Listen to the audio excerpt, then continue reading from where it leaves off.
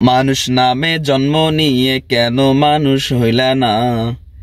এই দুনিয়া চিরদিনের না, এই দুনিয়া চিরদিনের না।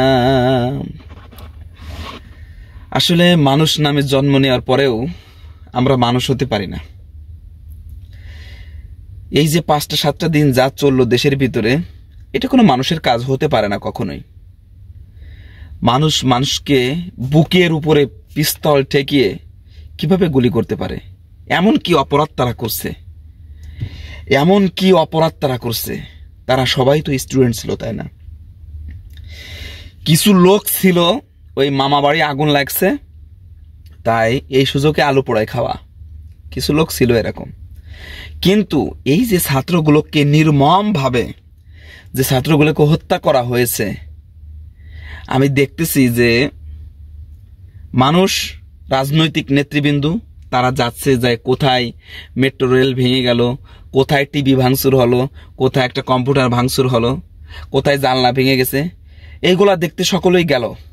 কিন্তু আমার প্রায় 1000-এর কাছে স্টুডেন্টরা মারা গেল, তাদেরকে দেখতে কেউ গেল না, তাদের পাশে কেউ দাঁড়ালো না।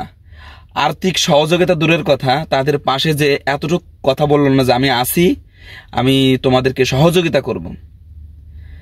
হত্যা করলো, তাদের ব্যাপারে কোনো পদক্ষেপ এখনো পর্যন্ত গ্রহণ করলো না, নিজেরাই হত্যা করতেছে অন্যায়ভাবে। তার দলীয় ছাত্রলীগ নেতাকর্মীরা হত্যা করতেছে, কিন্তু এই যে যারা হত্যা করলো তাদের ব্যাপারেও কোনো পদক্ষেপ নেই। পুলিশ প্রশাসন যারা হত্যা করলো তাদের ব্যাপারেও কোনো পদক্ষেপ নেই। অথচ যাদেরকে হত্যা করা হয়েছে তাদেরকে রাজাকার দিয়ে গালি দেওয়া হচ্ছে, এবং তাদের কাছে নাকি ড্রাগ পাওয়া গেছে, বিভিন্ন ধরনের কথাবার্তা দিয়ে তাদেরকে হেনস্থ স্বীকার করা হচ্ছে। শুধু এতেই ক্ষান্ত না, পুরো বাংলাদেশে এখন গণ গ্রেফতার চালানো হচ্ছে, হোক সে স্টুডেন্ট, হোক সে বিরোধী দলীয় লোক, অথবা হোক সে সাধারণ একজন মানুষ। দেশের ভিতরে একটা আতঙ্ক বিরাজ করতেছে বর্তমানে, যে দেশের ভিতরে প্রত্যেকটা মানুষ এখন আতঙ্কের ভিতরে, না জানি কখন আমাকে গ্রেফতার করে বসে। একদম অসহায় ব্যক্তি, একজন মুরব্বী বলতেছে যে আমি একজন অসহায় ব্যক্তি, রাস্তা দিয়ে হেঁটে যাচ্ছি, পুলিশ আমাকে গ্রেফতার করে নিয়েছে। আমি না আছি তার ভিতরে শরিক, না আছে আমার শরীরের শক্তি আছে যে আমি তাদের বিরুদ্ধে লড়াই করব, এমন একজন ব্যক্তি আমি, তো আমাকেও তাদের গ্রেফতার করতে হলো। আসলে বাদশাহ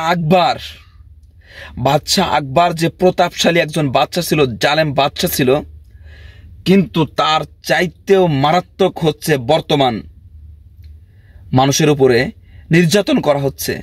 এক মুক্তিযোদ্ধা সে বলতেছে যে আমার উপরেও লাঠিচার্জ করা হয়, আমি মুক্তিযোদ্ধা।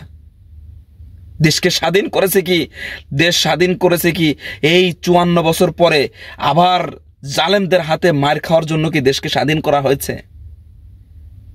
এটা কি কোনো কথা? মানুষ কান্নাকাটি করতেছে, জিনিসপাতি ভেঙে গেছে তাই জিনিসের জন্য কান্নাকাটি করতেছে। অথচ যে সমস্ত মায়ের বুক খালি হলো, যে সমস্ত মায়ের সন্তানরা আজ শহীদ হয়ে গেল, এদের জন্য কারোর একটু দিল কাঁদে না।